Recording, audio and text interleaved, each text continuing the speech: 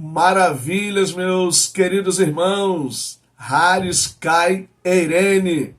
Chegamos aí à quinta lição da revista da Escola Dominical Adultos CPAD. Hoje vamos trabalhar com a temática A Missão da Igreja de Cristo. Gente, o canal está crescendo, muito obrigado. Eu agradeço muito por vocês estarem aqui no meu canal do YouTube. Um abraço para você, para o seu pastor, para o seu superintendente de escola dominical, para os seus amigos aí de escola dominical. Também um abraço para você que é professor ou você que é o pastor também. Deus abençoe, é uma alegria muito grande. Compartilha, comenta, curte, faça perguntas lá no canal que nós vamos responder vocês. Que o Senhor esteja na vida de vocês, que o Senhor se faça presente na vida de vocês. Tá certo assim? Que esse dia seja dia de bênção na sua vida e que quando você for dar essa aula ou participar desta aula, que Deus ilumine a sua vida ali, o seu estudo e te dê conhecimento no nome de Jesus. Gente, nós vamos trabalhar, como eu falei, sobre a lição número 5, a missão da Igreja de Cristo. A leitura bíblica em classe está em Marcos, capítulo 16, versículo 14 ao 20, e Atos dos Apóstolos, capítulo 2, versículo 42 ao 47. Eu separei como palavras-chave a igreja, grande comissão. Aí eu coloquei também dos tópicos, né, pregação e instrução, adoração e edificação, comunhão e socialização. Essas são as minhas palavras-chave. Na lição Grande Comissão é essa palavra-chave. Gente, isso aqui ficou bem assim falado na lição passada, no trimestre passado, em 2023, e aqui foi colocado pela revista também, para dar essa ideia de eclesiologia com missiologia aqui. Aqui, no caso, tem a ver com a missiologia, mas mais voltada também com a característica eclesiológica da igreja, que tem essa perspectiva evangelizadora, anunciadora da mensagem de Cristo. Toda essa revista, o tópico dessa lição, por exemplo, ela está um pouquinho menor, porque tem 2 tópicos apenas lá no na segunda maior seção. Então, as outras têm 3 subtópicos, e na segunda grande seção você só tem 2 pequenos tópicos, que aí seria a estrutura dessa revista. Na introdução, eu já começo dizendo que a igreja, como agente do reino,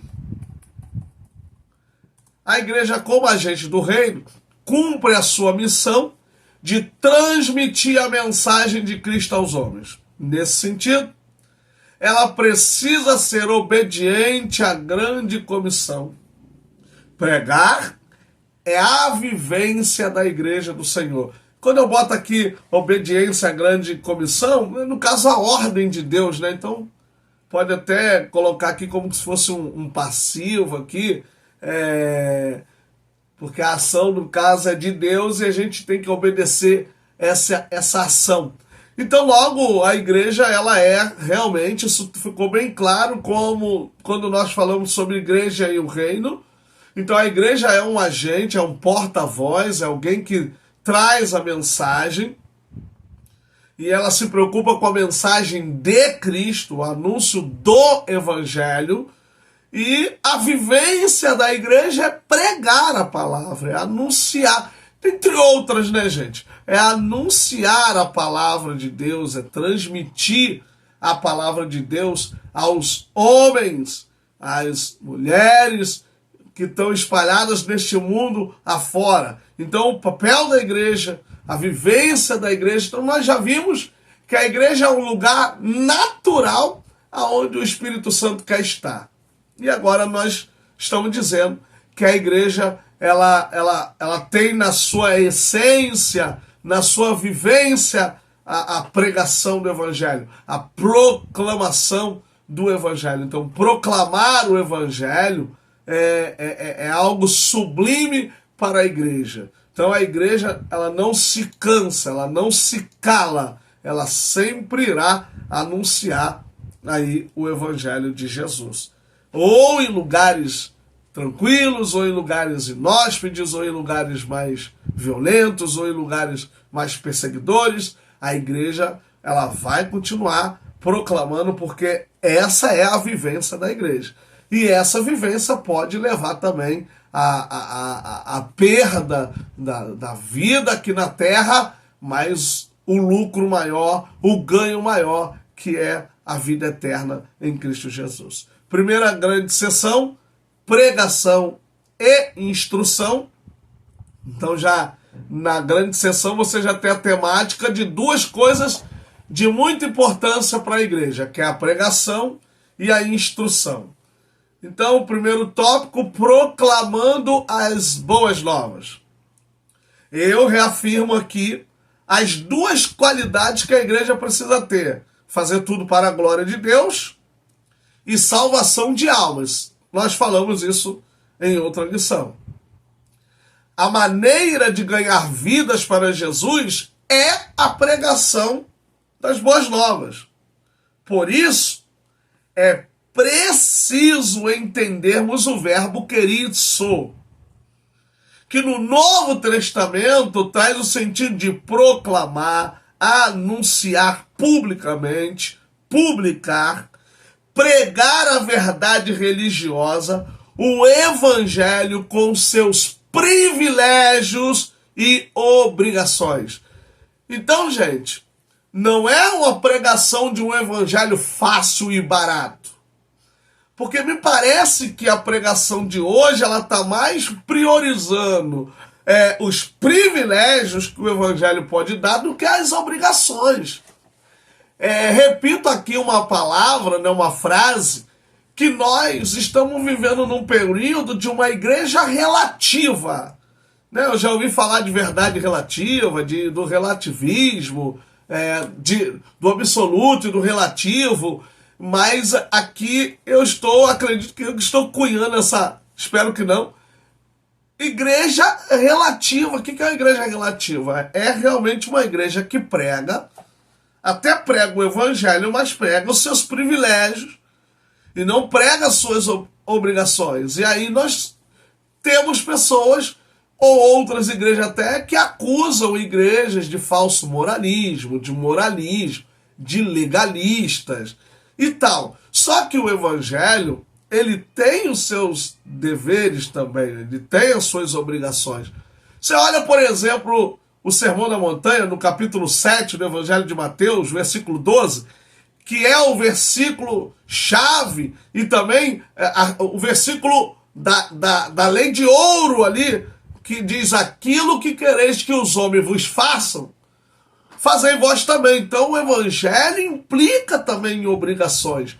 Não é um evangelho que apenas de privilégios em que você vai ter, que você vai receber. Não, é uma pregação de uma verdade, ou pregar a verdade religiosa, o evangelho com os seus privilégios e suas obrigações.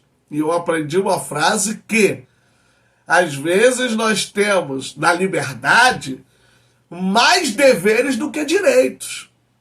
Então, no evangelho, chegamos num nível de liberdade, porque a Bíblia diz: conhecereis a verdade vos libertará.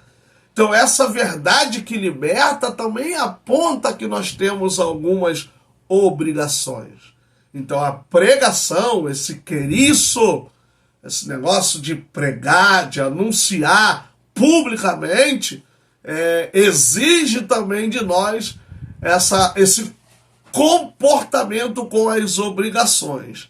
Ah, mas a lei, a graça desobriga de tudo. Gente, não é assim também.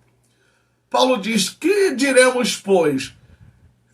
permaneceremos no pecado para que a graça abunde sobre nossas vidas? De maneira alguma. Porque como nós estamos livres ou mortos para o pecado, como viveremos nele? Porque ele diz, aonde abundou o pecado, superabundou a graça. Então poderia abrir um precedente. Pô, se a graça superabunda no pecado, então eu fico no pecado para que a graça... Ele, não, de maneira nenhuma. Morreu para o pecado, não tem como viver mais para ele. O evangelho entrou, Jesus, ele diz que quando uma pessoa conhece e ela se desvia ou escandaliza, é melhor não ter conhecido, entende? Então, às vezes, é melhor para uma pessoa nunca ter conhecido do que conhecer e fazer o que faz. Mesmo conhecendo, e qualquer um de vocês que conhece uma pessoa que se afastou da igreja, que se distanciou, pergunta para ela qual é a sensação, o que ela sente, o que a mente aponta, o que ela, na hora que está cometendo ou fazendo alguma coisa, qual é a reação psicológica e tal. Então, é claro que o evangelho não pode ser um evangelho barato, gente. Não pode de maneira nenhuma. Eu não posso estar no evangelho e continuar nos meus vícios, continuar na minha vida alheia, pecadora. Não. Eu sou pecador, mas não sou mais aquela pessoa que está ou vive na dependência ou na escravidão do pecado. Escravo do pecado, não mais. Então eu não sou mais, nem você. Nós não somos mais, nem a igreja é mais escrava do pecado. Ela foi liberta, foi comprada pelo sangue. Então como é que agora eu prego, eu transmito uma mensagem que prega um Cristo barato, um Cristo que não tem nada a ver, não tem problema, isso aqui é tranquilo, pode ficar assim mesmo. Não, existem transformações. Paulo diz que quem roubava, não rouba mais. Quem adulterava, não adultera mais. Que o oficial viva do seu próprio soldo, ou seja, não se corrompa, não recebe presente, não recebe propina. Então, gente, como agora o evangelho é anunciado de forma barata, não. Até a questão do apelo, né? Que é aquela parte que a gente faz o apelo no final da pregação, no final do culto, nós temos aqui até ser mais inteligentes, mais sucinto, porque não é um evangelho barato, gente. É o evangelho de Cristo. Como eu falo aqui na igreja, alguém teve que morrer para que nós estivéssemos aqui. O alguém maior se chama Jesus. Então, ele teve que morrer para que eu e você estivéssemos aqui. Depois, os seus discípulos, que para desbravar no anúncio, enfrentaram leões, enfrentaram tudo quanto é tipo de espécie de coisas, de pessoas malignas, perversas, de perseguições agressivas, para que o evangelho chegasse até a gente. Então, por isso que vamos tomar cuidado com essa perspectiva de igreja relativa. Igreja relativa aqui que eu estou falando não é questão de gênero, essas coisas. Eu estou falando em todos os aspectos, principalmente aquelas que acreditam que o evangelho é uma graça, tão graça, que acaba ficando sem graça.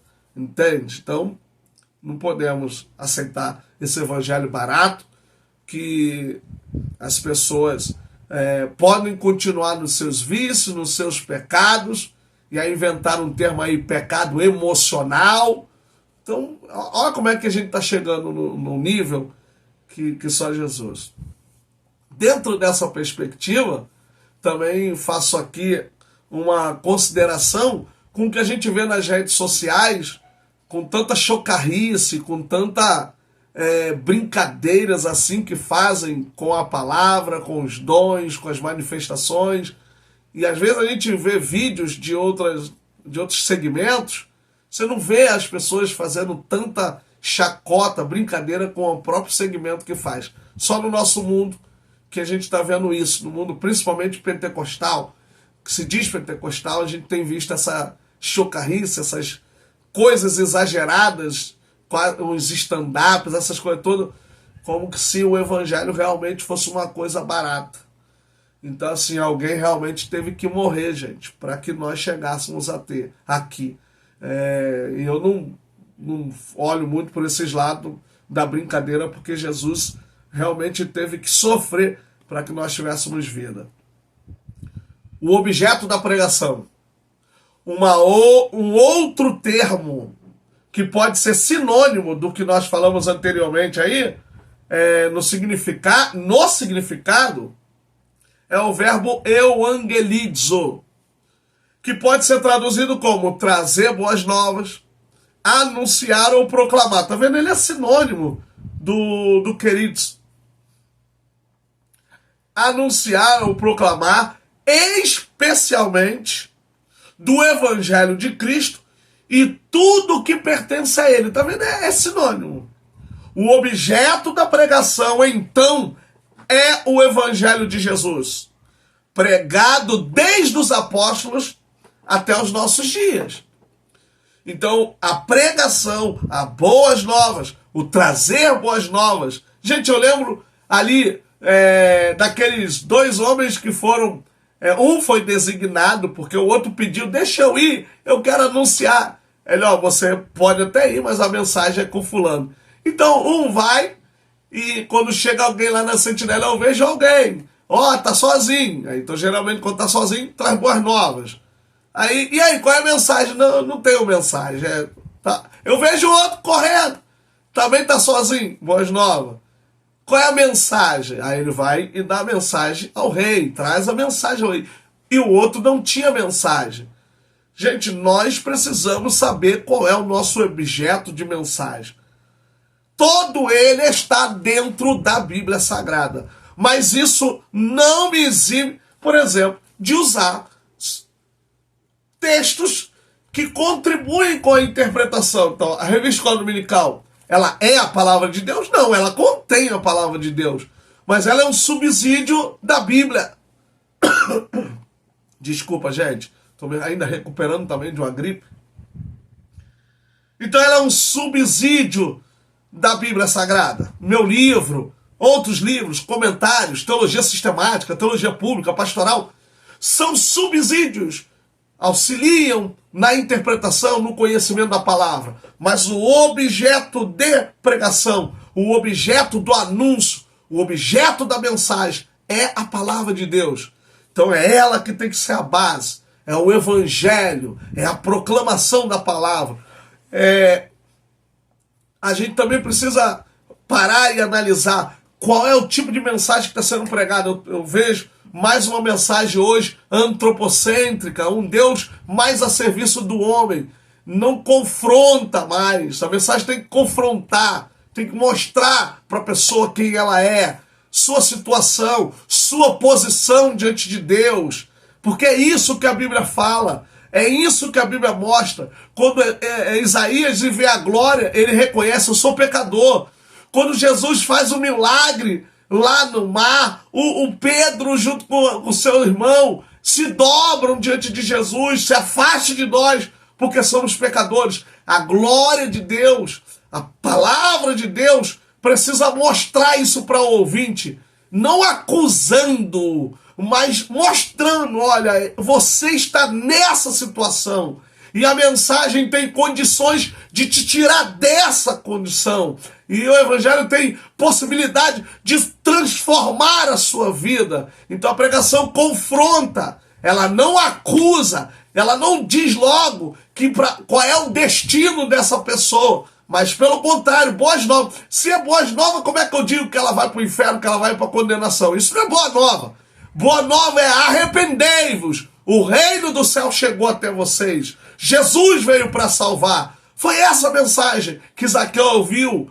Sabe? O Filho do Homem veio buscar e salvar o que se havia perdido. Então a mensagem tem que constranger, fazer com que a pessoa reconheça: sou pecador, eu estou em pecado, eu vivo no pecado e preciso mudar a minha situação. Então a pregação do evangelho é para isso aí. Ela vai confrontar. Agora, se ela for cristocêntrica, se ela apontar, eu preciso falar do nome, da palavra pecado, não. Eu preciso falar de Jesus. Falar o nome de Jesus, eu já estou sendo contra todo tipo de prática pecaminosa. Porque Jesus e pecado não combinam.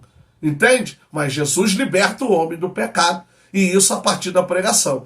Para que eu entenda que a palavra é o objeto primário da minha pregação, eu preciso buscar na leitura, no conhecimento, eu preciso entender a Sagrada Escritura, eu preciso conhecer a Bíblia Sagrada. Então esse é um passo importante, é a proclamação do Evangelho. Eu evangelizo, evangelizar, transmitir a mensagem, trazer boas novas, anunciar especialmente o Evangelho de Cristo e tudo que pertence a ele, ou seja, os privilégios e as obrigações.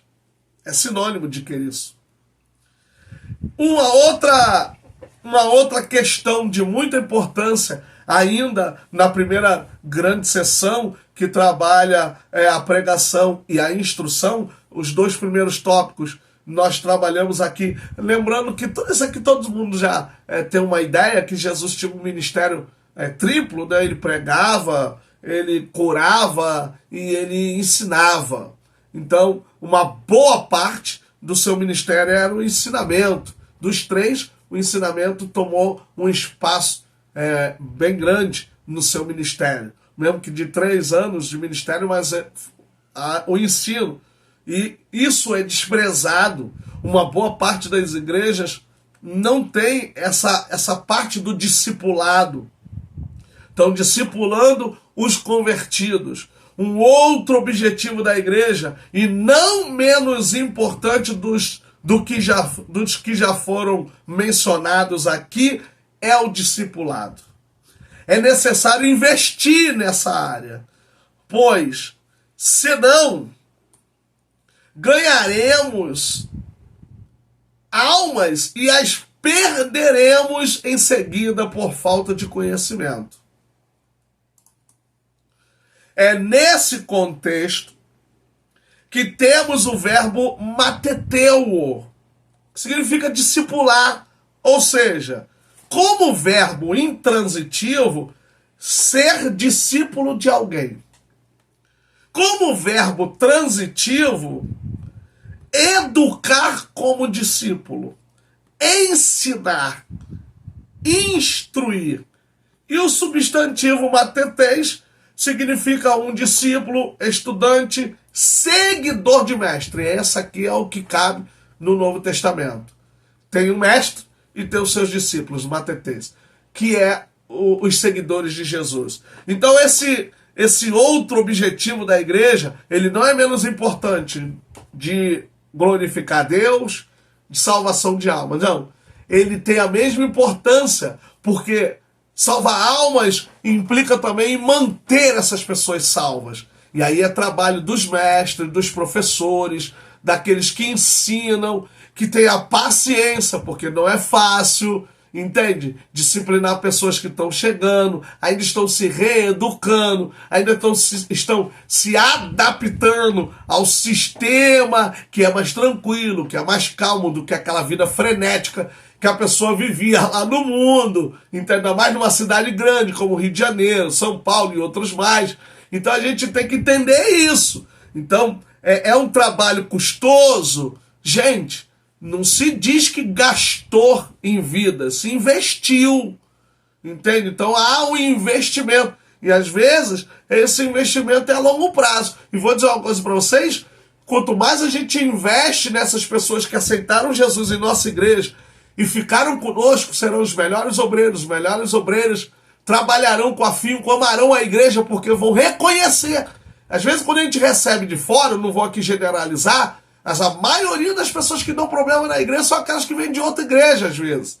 Às vezes tem pessoa da mesma igreja, sim, mas aqueles que vêm de outra igreja, às vezes já formado, obreiro, às vezes tem até um nível alto aí no ministério, quando vem ele acha que tem que ser do jeito dele, como ele pensa, como ele aprendeu. Não, cada lugar tem o seu lugar, tem sua cultura, sua perspectiva de culto e de liturgia, e as pessoas às vezes demoram a se adaptar, mas o discipulado não, já traz a adaptação lá da raiz, porque a pessoa vem de um contexto mundano e entra para a igreja, vai se adaptando àquele sistema aqui no bom sentido da palavra, vai se adaptando àquele sistema ali daquela igreja, vai mantendo mais a perenidade, porque eu sei que não é fácil, eu não vim, eu não nasci na igreja.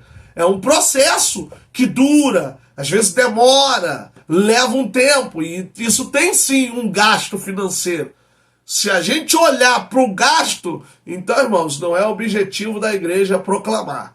Que o objetivo da igreja é a proclamação e o discipulado. Então, ter esse departamento é de suma importância, porque eu falo nas minhas pregações, nas minhas palestras, e até digo, a pessoa não vai ser um bom obreiro quando ela se torna obreiro. Não, ela é um bom obreiro quando é membro. Porque todo obreiro é membro. Eu sou pastor, sou membro.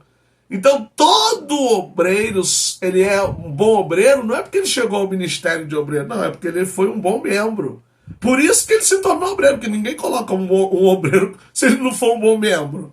Entende? Tudo bem que depois lá pode se manifestar, pode mostrar quem ele na verdade é ou ela, mas a gente deduz dessa forma, né? Então, o discipulado, Sagrada Escritura, tem igreja que tira um dia da semana, tem igrejas que colocam o discipulado na escola dominical, uma classe só para essas pessoas, e a CPD também tem material para isso, mas tem aqueles que trabalham com material próprio, que escrevem apostilas ou usam livros, outros que trabalham diretamente com as escrituras e vão discipulando essas pessoas, vão trabalhando na vida dessas pessoas até elas estarem na possibilidade do batismo, entende? Eu passei por isso, eu fui batizado, fiquei um período ali no discipulado, um pastor me discipulou naquela época, e eu também, por misericórdia, já discipulei outras pessoas também, mas às vezes existem igrejas que só têm o discipulado só para aquele período do batismo. Não, o discipulado é igual, por exemplo, com quantos anos desmama uma criança. Vocês vêem lá em Hebreus diz, pelo tempo que vocês estão já na fé, já era para vocês terem largado o leite e já ter ido para um alimento mais sólido. Então as pessoas ainda estão um tempão na igreja, já eram para semestre, ainda estão no leite. Então, quanto tempo leva para uma criança desmamar? Tanto tempo, 1 ano, 2 anos, 9 meses, tanto tempo, vai depender de criança para criança. A mesma coisa é de convertido para convertido, não é a mesma coisa. Então, quanto tempo leva para esse novo convertido se tornar um crente já alicerçado ali nas escrituras, que você diga, esse camarada já pode andar sozinho. Discipulado é isso aí, gente. É um trabalho de paciência, de amor acima de tudo, de capacidade de suportar, de entender as fraquezas, os desânimos, porque até nós, que já estamos bastante tempo, desanimamos. Então a gente precisa tomar cuidado com isso também. Segunda grande seção, adoração e edificação. Uma comunidade adoradora. No culto, ao menos 2 coisas podem acontecer: a adoração a Deus e a edificação dos santos. A gente até pode dizer assim, no culto, o culto é dividido em 2 partes. Primeiro, a igreja falando com Deus. Segundo, Deus falando com a igreja falando com Deus, adoração, louvor e tal. E segundo, Deus falando conosco através da palavra. Mas a gente também pode dizer, porque a edificação, ela faz parte do culto, porque é necessário que isso aconteça. No culto, ao menos 2 coisas, já li. Essa mesma realidade também acontece no nosso dia a dia, em qualquer lugar que estivermos, porque a adoração, ela tanto é coletiva, como ela é individual. Agora, quando eu adoro junto com as pessoas, a Deus, no culto, aí eu adoro e também me edifico e edifico as pessoas. Na outra perspectiva, eu adoro a Deus no meu particular e também sou edificado por Deus nessa adoração, que aí nós chamamos de devocional. Então eu posso fazer meu devocional sozinho, posso fazer meu devocional com a minha esposa, posso estar no ônibus adorando a Deus, posso estar no trabalho adorando a Deus, aonde eu estiver, eu estou adorando a Deus. Então minha vida, a sua vida, ela precisa ser pautada para adoração. Por exemplo, quando Paulo ele diz que a igreja, quando ela se reúne, ao menos uns tem salmo, ou seja, adoração, uns tem salmo, tem doutrina, então a doutrina é edificação. Então há essa relação salmo, doutrina, comunhão, partir do pão. Então a igreja, quando se reúne, é essa alegria, é essa confraternização espiritual em que todos se envolvem na presença de Deus. Daí tem a palavra no grego, latreia. Também existe a duleia. Então, qual é a diferença entre latreia e duleia? Porque senão a gente acabaria entrando, e aí tem a eidololatria. Eidololatria, que é a idolatria, a ídolo, a deuses, a imagens, a seja lá o que for. E você tem o latreia, que é serviço mediante pagamento, ou como um escravo. E no Novo Testamento, serviço de Deus e adoração. É isso que significa latreia. Então, latreia é idolatria a deuses, a imagem, tal, seja lá o que for. Duleia. Duleia é aquele louvor que você às vezes canta para sua esposa no seu aniversário de casamento, canta para sua filha ou para o seu pai, você canta no dia do pastor. Então isso chama-se duleia. Como, por exemplo, no hino nacional, que quando você canta, ó, pátria amada, idolatrada, salve, salve. Essa palavra, idolatrada. No caso ali, é uma duleia. Não é sentido de adoração como um Deus. Então, lembre-se, eidololatria, que é traduzido como idolatria, latreia, que é serviço mediante pagamento ou não, e no Novo Testamento, serviço de Deus e adoração. Daí também leiturgels, ou leiturgia, que também é isso, serviço público, tal. Depois tem o verbo, né, latreuo,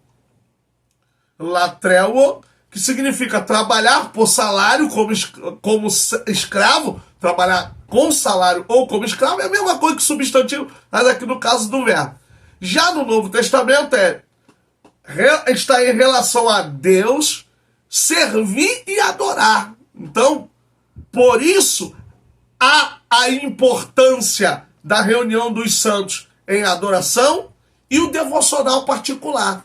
Porque nós adoramos a Deus em qualquer lugar, como disse aquela mulher, é lá em Jerusalém, é aqui no monte. Jesus disse, não. Os verdadeiros adoradores adorarão o Pai em espírito e verdade. Então pode estar onde for, os verdadeiros adoradores estão adorando, mas não negligenciarão a comunhão da igreja. A reunião da igreja. A igreja sempre se reuniu.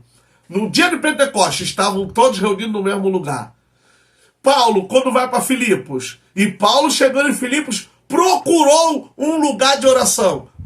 Uma sinagoga, algum lugar, não achou, foi para a beira do rio. Então existe desde o princípio a igreja e o lugar de ajuntamento para adorar. É um erro esse pessoal ficar dizendo aí que não precisa de igreja, que igreja não tem nada a ver, e que não sei o que lá. Tem sim a sua importância. Como é que vai ter salmo? Como é que vai ter doutrina? Como é que vai ter comunhão do pão? Como é que vai ter a ceia, a Eucaristia? É a partir da igreja estando em comunhão. Depois, segundo tópico, uma comunidade edificadora. A igreja precisa saber da importância do seu papel edificador. Edificar no grego é o verbo oikodomel, que traz o sentido externo, edificar, construir uma casa, no sentido de construir mesmo. Construtor. No sentido externo. Agora, também tem os seus sentidos internos, de edificar na fé. Edificar. Fazer avançar na vida. É por isso que que Paulo fala sobre a edificação. É por isso que Paulo fala sobre a edificação em 1 Tessalonicenses, capítulo 5:11. Não só edificação, confortai-vos e edificai-vos uns aos outros. Aqui a palavra uns aos outros, no grego, alelos, é um advérbio de reciprocidade. No grego, a palavra uns aos outros, alelos, é um advérbio de reciprocidade. Reedificai-vos. Edificai-vos, confortai-vos. É como se eu estivesse falando assim, ó. Edificar na fé. Edificai-vos na fé uns aos outros. Edifiquem-se, façam avançar na vida uns aos outros. Ânimo, palavra de coragem, de ânimo.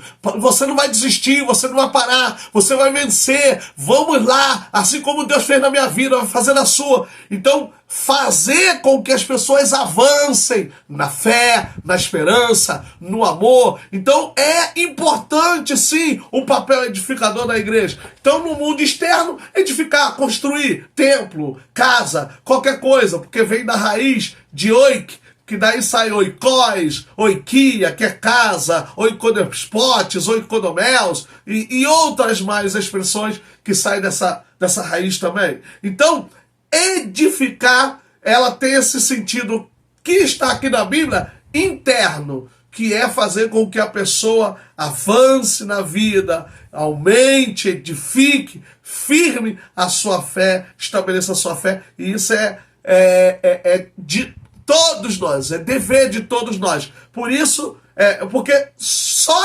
nos imperativos aqui, tem dois imperativos, confortai-vos, edificai-vos, já dá essa ideia de reciprocidade.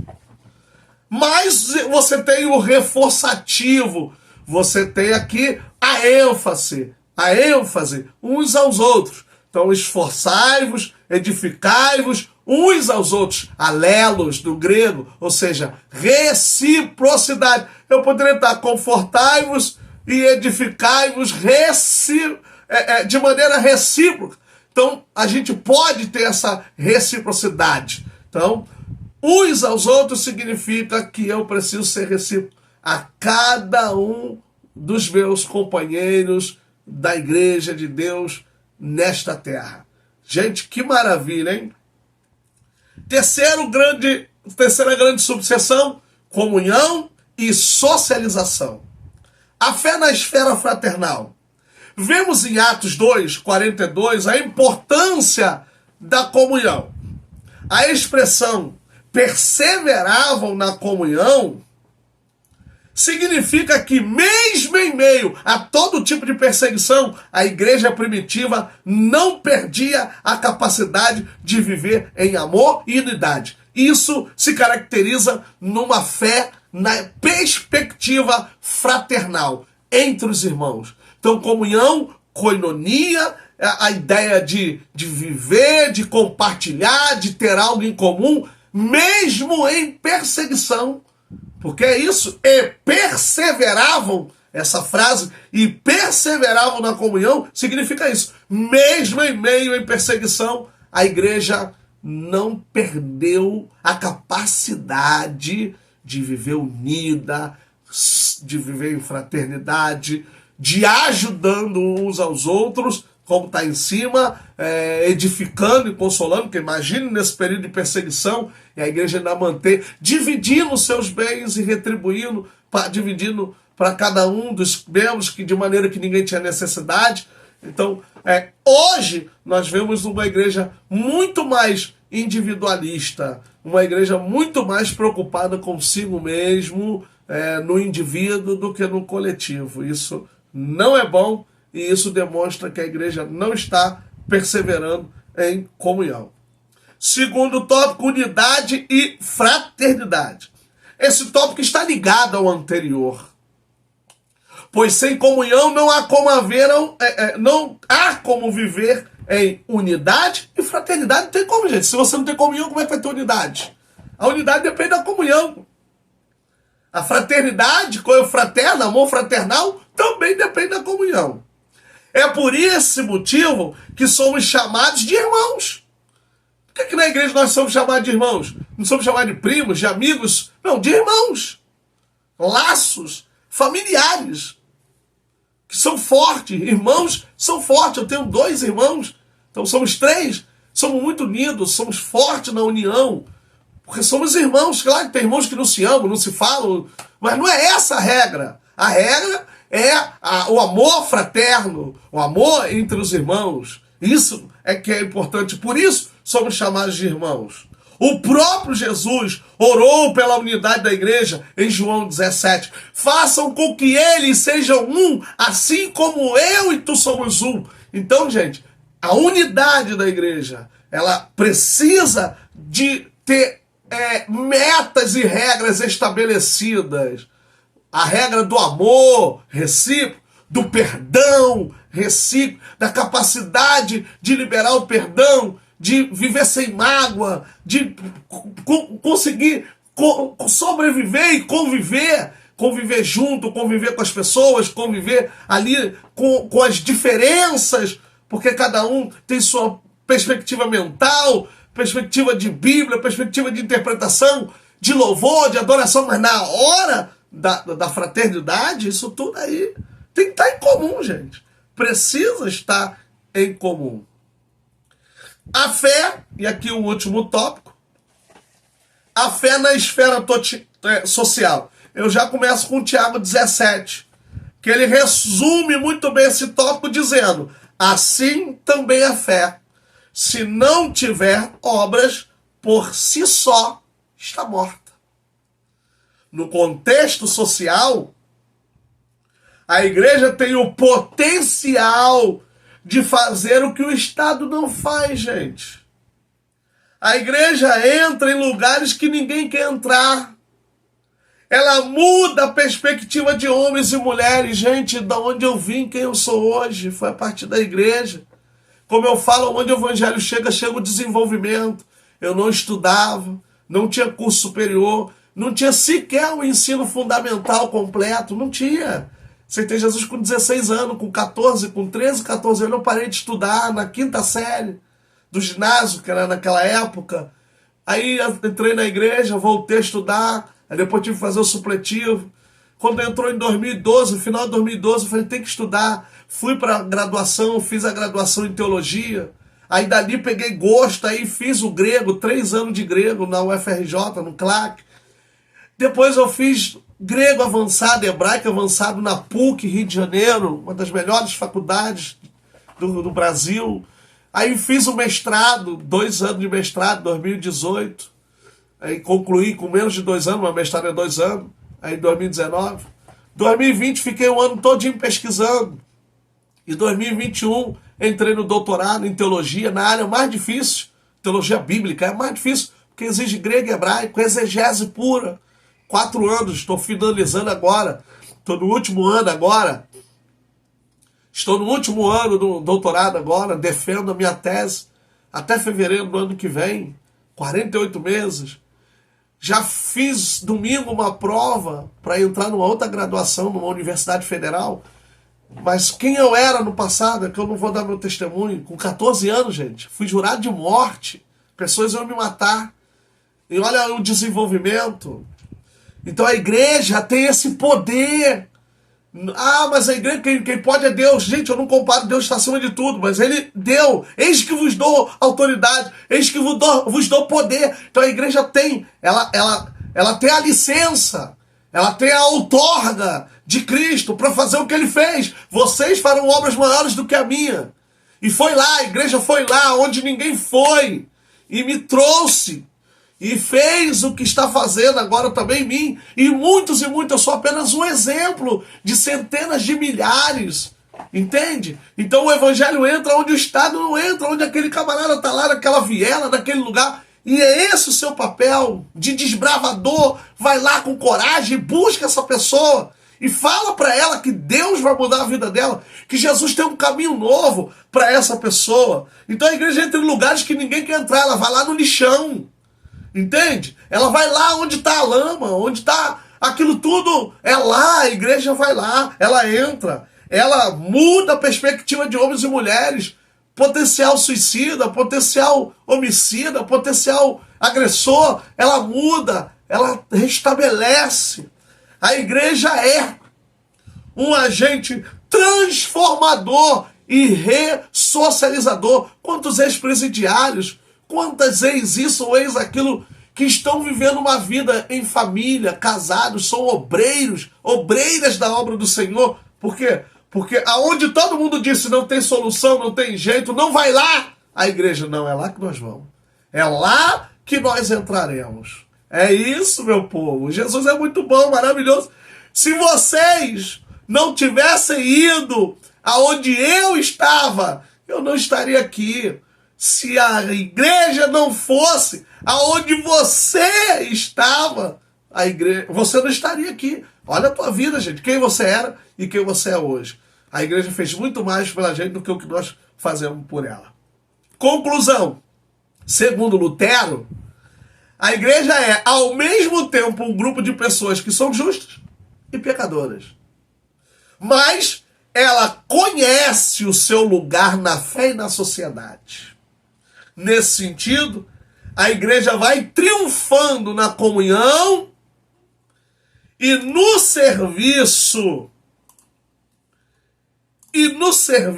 à sociedade. Esse é o papel da igreja. Muito bom falar com vocês. Sigam lá, curtam lá, compartilhem, comentem. Adalberto Teles com 2 L's. Visitem o meu YouTube, visitem o meu Instagram, Adalberto Teles com 2 L's. Deus abençoe, um abraço, até a próxima. Haris Kai Eirene. Um abraço.